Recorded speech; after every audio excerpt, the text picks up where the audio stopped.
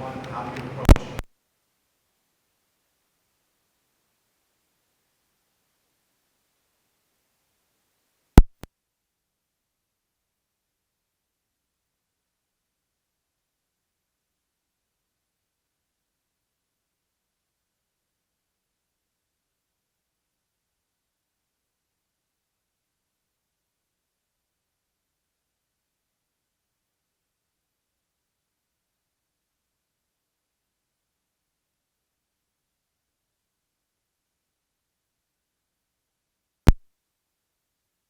That's the way you advance in officiating is you make a whole lot of mistakes.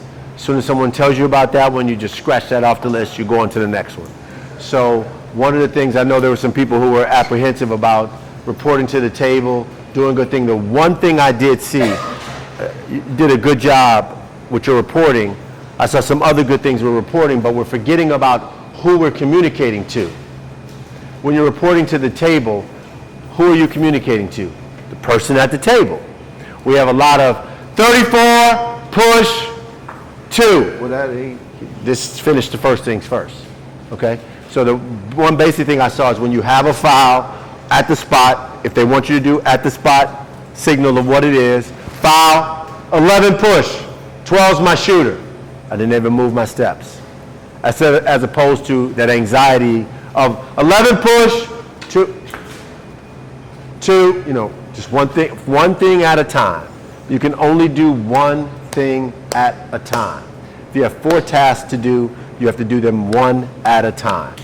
It's really important that you focus on each one of those. So first I have illegal contact. I've registered that. That's the first thing. Now I have a foul. I put air in the whistle. Put a sharp blast on the whistle. Now I raise my hand. Each one of these are just one thing. And then I got my preliminary signal. He pushed it. Who pushed him? 11 pushed him. Where are we in the bonus? Who's my shooter? 12's my shooter. And then you walk your way through it as you're learning. So now that just turns into big 11 push. Maybe don't give the signal there. 11 push. Win the penalty. 12's my shooter. Now I've completed that task. Now I'm going to sprint or a brisk walk, not a zigzaggy. I'm going to wait my turn. I'm going to take my time. There is no pathway. Bobby is the person at the table. There's no path there because you're in the way, you're in the way, you're in the way. So I'm going to figure out what's going to be my best path. I'm going to wait a second while you guys all go that way. I'm going to walk directly to Bobby. I'm going to say 11, push. Win the bonus. 2 shots. I'm going to hold it. One awkward pause. 1 second. I know you think it's goofy. Nobody's paying that close attention to you. Finish it. So you've completed your task. And then now you turn, you go to where you are. And then now you everybody's put it in play. Okay? One thing you have to implement in your game immediately is when you're the non-calling official. When you're the non-calling official, no need to rush, because you're principally, once your partner makes a call, you have dead ball officiating. Now you just stay right where you are for a second, find 10 players. If you can't find 10 players, find 5 in the same color.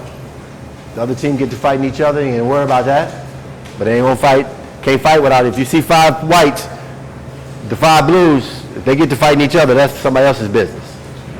If you can't get 10, get 5. You got 5, you keep them in your vision, now you make your way to your next position. So that's that. So the way you have to take it is you have to get this information, you have to immediately present it, and you have to make a lot of mistakes. You have to make a lot of mistakes, and then you learn from those mistakes. So when someone tells you to run to a certain spot, the next time you sprint to that next spot until someone tells you that's not what I meant. Another thing in transition I noticed as we're coming up the floor, the trail to lead or lead to trail has a back third, C to C has the middle third, trail to lead has the front third. And we have to divvy that up as we're coming up the floor. Good job. It was a good whistle at the end of the game. I don't know who called it. You got to actively make decisions. You got to react to things. As you react to things, then people can start teaching you about, well, maybe that's not so much contact. But you got to get used to and in the habit of blowing your whistle on fouls and violations. When you think they are fouls and violations, or when you know there are fouls and violations. Let me correct that. When you know it's a foul and a violation, you must blow your whistle. Don't be just about to, do it. blow your whistle, be aggressive, blow your whistle more, then blow it some more, and then blow it some more. We mess up most games by whistles that we don't create as opposed to whistles that we do. And the best way to learn is to blow a whole bunch and get used to blowing it, and then that means much easier to stop and to judge from there and to come back from there. It's almost impossible to get somebody to teach you to blow your whistle. Push yourself to blow your whistle, and then people will teach you about context and whether that is a foul, whether that contact affected their rhythm, speed, balance, or quickness, was marginal versus illegal, all of those contacts. But you must blow it when you think it happened. And you're going to make a mistake. There's no way around it. You're going to make a mistake. Period. So get on past that and get busy to making the mistakes so you can get busy to correcting the mistakes, which is improvement, and that's how you get better in officiating. That's the gist of it. So what do I do tomorrow? I've been to this camp, good energy. What do I do tomorrow? You got to review your notes, and you got to think about it. And then you have to address 3 situations. 3 times that you, 1, did the wrong thing, 2, you were hesitant, someone called it, but you were about to or you didn't really deal with that. And then 3, deal with whatever emotions you were dealing with. Were you nervous? Were you anxious? Was there anxiety? Because you're always going to be, referee is a tryout sport. You're always going to be trying out. If there's no observer there, you're trying out in front of the coach. Do they want to see you again? You know? And then you have to deal with things. And you have to deal with them honestly as they present themselves in the best way you can. And that's really, you deal with the best way you can and with the information that you have. But the biggest thing and the most important thing, hey, you good? Is you have to, and I know Cape's talked about this morning, you have to get in this book. You have to know this book. That is what we get paid for, is to adjudicate and implement and judge these rules as they are written. The better you get at this book, the better you get at this case book, the better you get in your mechanics book, the better you can explain yourself, the more articulate you can be. I don't know what Cape said, but I'm certain he said, if you only know 50% of this book, how are you going to do 100% of your job? Or something along the lines, I'm certain he said. There you go. That's about it. So that's what this is. You have to know this. Just express how important that is as far as the rule book, as far as responsibility. Well, this is the rules. You have to know them. Not some of them, all of them. You have to know all of them because it brings it on 3 different levels. 1, that's what you're there for. Somebody's dribbling, and they dribble across the midcourt line, and they dribble back. What is that? You must know that. Somebody shoots behind the 3-point line. How many points they get? You have to know that. You have to know that. You have to know violations on missed free throws versus violations on make free throws. You have to know that. You have to dive into this and really, really get into this because that is your job. That's how you articulate. That's how you become more confident speaking to coaches. Guess what? When you know what you're talking about, when you explain to them, when they ask you a question, and I don't know the NFHS rules. So let's say, for example, you have a screen, because I just opened this up, it's on the screen. And yet somebody says, I don't understand that, that's not an illegal screen. And you can respond to them. A player who is screened within the player's visual field is expected to avoid contact by going around the screener.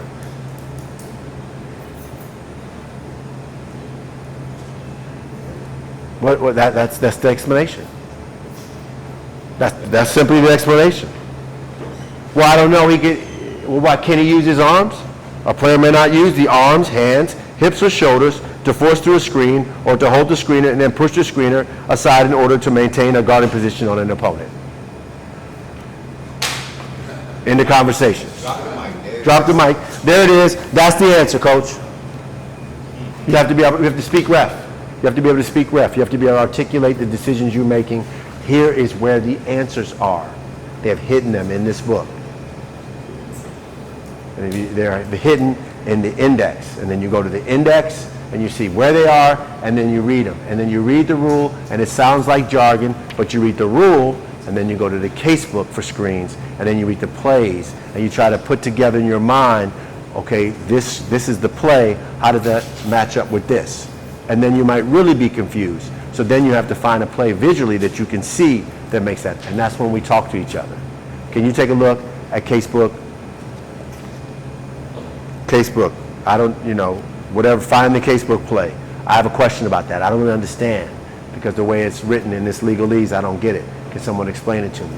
And then you're going to get 4 different answers. So because the people you're talking to didn't read this. They read 25% of it. You'll put all that together and then you'll figure it out. And then you'll start knowing who to listen to because what they tell you doesn't match up with what's in this book. Stop asking them questions. They don't know what they're talking about. Right? Because we all refereeing. Everybody want to teach somebody. Like you're going to want to teach somebody who hasn't refereed yet. And this is your day 2. But if it doesn't match with what's in here and what's in here and what's in the mechanics manual, be hesitant to what you're talking about because it's really not that difficult. It's not that complicated. It's very difficult. It's a very difficult profession, but it's not that complicated. We do 4 things. We referee this is what you need to write down. We referee the defender. In our primary, we call obvious fouls and violations, and we trust our partners. And the ancillary to that is we must be trustworthy. So we referee the defender. In our primary, we call obvious fouls and violations, and we must be trustworthy, and we must trust our partners to do the same. So when we're refereeing the defender, we must know what? What is our primary? When I'm at the trail, what am I responsible for? If the ball's above free throw line extended, I'm responsible for the defender. I'm going to referee that play. So I'm at the lead. Do I need to be focused on the dribbler above the free throw line extended? No. It's not my responsibility. I'm responsible for the post that's coming across because that's in my area, the gray area for there. C, I'm responsible for the weak side. I'm going to work down from the lead, work down from the baseline, work my way up. We have to all be looking where we are because nobody is better in their secondary than the person who's in their primary. Period. Do not get confused by that. I'm going to say it again. No one is better in their secondary than the referee who's refereeing their primary. Period. You and I could go out in the NBA game, does not, because I have 30 years of experience, I do not have the experience to see through people. Open looks. So I'm going to trust you to referee what you see. Now, if there's something in my secondary that is what? Blatant and obvious, then I will call that. But that's not real. It's not a stretch because I saw it, right? I didn't feel it. I didn't hear them screaming and hollering. I didn't react to them. I saw it. You didn't see it. Maybe you got blocked out. Happened. 5. Few and far between. Angles, open angles. That's it. Yes, sir. One more time. Referee the defender. Defender. In your primary. So in your primary, the second thing. Yes. Got it. Call the obvious and trust your partner. Guess rough. So that's what we have. So that's the crux of what I saw today. Was we just got to get better at doing that. That's what I have to get better at. Refereeing the defender in my primary, calling obvious plays in my, trusting my partners. That is the crux of officiating. It is very simple. It is very difficult. But the more we work on it, the more we see plays, the easier it is. But this is something you don't need any games to do. You just need to have the willingness. See, everybody's capable of reading this, but who's willing to read it? And that is. That's it right there. That's it. So that's what that is, and that's where all the answers are.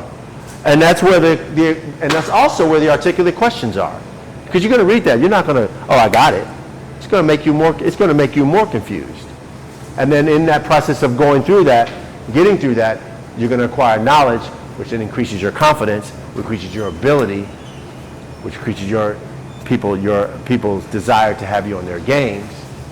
Because someone can disagree with what you say at the moment because it just doesn't work there that way. Because nobody's going to ever clap for you. But when they go back and they look at a book, or they ask another referee, it's going to line up with that. And that's how you increase your believability and your professional reputation, which is what all this is about. Independent contractors, trying to create a professional responsibility that places us in demand for something that's in limited supply. You get this down, this can be a really effective tool for you in terms of managing your finances at whatever level you decide to manage them at. And that's about it. For me, it really is. I mean, I like the fact that energy in the group, more people, there's a lot of opportunity out here. So if you work these games, putting the work in that's been described at these camps, because everybody's going to get opportunities. And when you get opportunities, you take advantage of them by really diving in. There's some really good things. There's some good things I saw here today. So I would just encourage you to get in that book and get yourself together, and let's have at it. All right. Thank you. Sorry, question. We talked about conflict resolution early on in the game. You're an NBA rep, man. So I know you get fans coming at you all the time with, you mess up their parlays, all types of stuff. Yeah. NBA coaches, when you talk about how you deal with those type of things. Especially out when you're out in public. I'm out in public. Well, the first thing that happened was about gambling. This is way before, he was way before his time, because there was no legal sports gambling. But people would jump up and they would talk to Chick and about gambling. He was like, if you couldn't lose, you shouldn't have bet it. But I don't engage with people on that about relative to gambling. That's their own business, what they do. And it's not, I'm here to make sure the game is fair, to adjudicate the rules. Who wins or loses matters not to me. And I think that's what you try to stay easy. But in terms of conflict resolution, in terms of players, in terms of coaches, I think the biggest thing we miss out on is not what we say, is how do we listen. And if you really engage in people and listen, because people want to be heard. And if you can, the way to lessen the temperature is to make sure someone understands that you heard what they said, whether you have the answer or not, or the answer that they want. So you might respond to, Coach, I just want to make sure I understand. You're saying every time he cuts across the lane, someone's chucking him. Yeah, that's what I'm saying. Okay? And you also have to be prepared to disagree with them. I understand, Coach, you're saying every time he cuts across the lane, but I just witnessed the last three I've been watching. The defender's beating him to the spot, Coach. So if what you were saying to me was correct, how you are describing it is a foul. We agree on that. What I am saying is that's not what happened. You know the rules. Because you know what? Guess what percentage of the coaches know the rules? Damn near zero. But maybe let's just give them 10%. And experientially, they've seen things happen, but they've also seen things consistently be officiated incorrectly. But if you go to the book, every level. Yeah, they don't care. They want to win. They don't care about fair. That's what you're there for. It's for fairness. So conflict resolution is listening. Relative to the gambling, I can't help you. I can't help you or anybody else with that. That's what that is.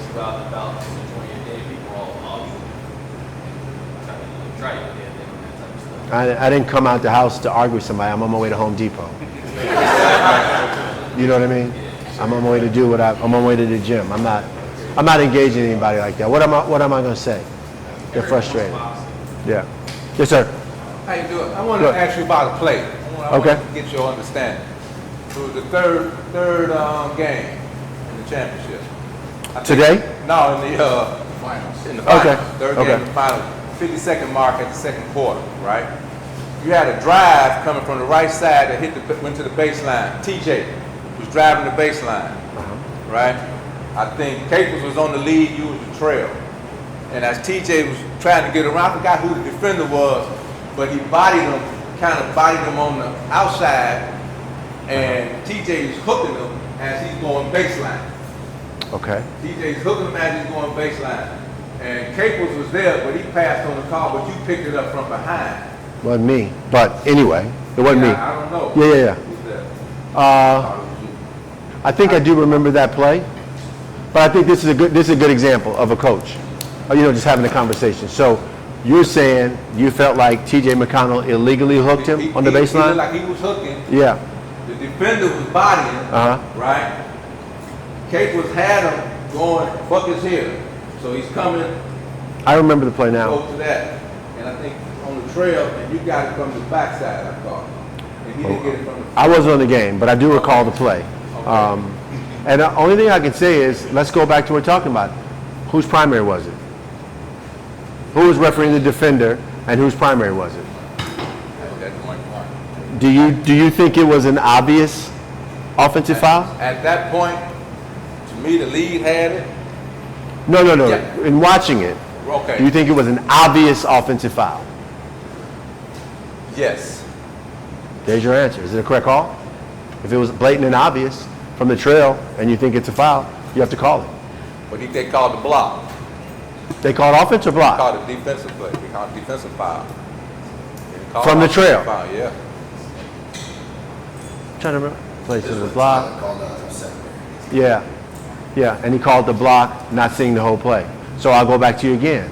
Was the person in the trail, were they refereeing the defender in their primary area of responsibility? That came from them. Yes. Yeah, but was it the obvious play? Was it an obvious block? To me, from the angle that the camera had, Yeah, they had more of the angle from the hook of the compared trail. to the defender. I would answer that question by always putting it up against what we talked about. Is it the defender? Who's refereeing the defender? And their primary responsibility is the person responsible for the call. If the play comes from someplace else, it should be blatant and obvious to that. And you allow your partner to live and die with the play. Because is that trust? Because when you're not trusting, you're refereeing somebody else's primary, you're judging that your ability is better than that person's ability to discern what happened. So I do remember the call, and I think it was called a block, and looked like the most obvious thing to me was maybe the hook if you had anything at all. Yeah, but I don't really want to talk about plays from that perspective. I just want to talk about them if we can put them up against the fundamentals of refereeing and defender, staying on primary and call obvious. Yes, sir. Russ, the illegal screening, you see a guy set a screen, hit a guy, and this guy come by, you see them move a little bit. Different than what we would see here? Yeah, so kids see it on TV, when they see it in here, they try to do it. Correct. So I see them set a screen, the guys going by, they're leaning. Are they outside the left hip? I mean, to me, this is not an illegal screen. If I beat you to the spot here, and I firm up to here, that's not an illegal screen.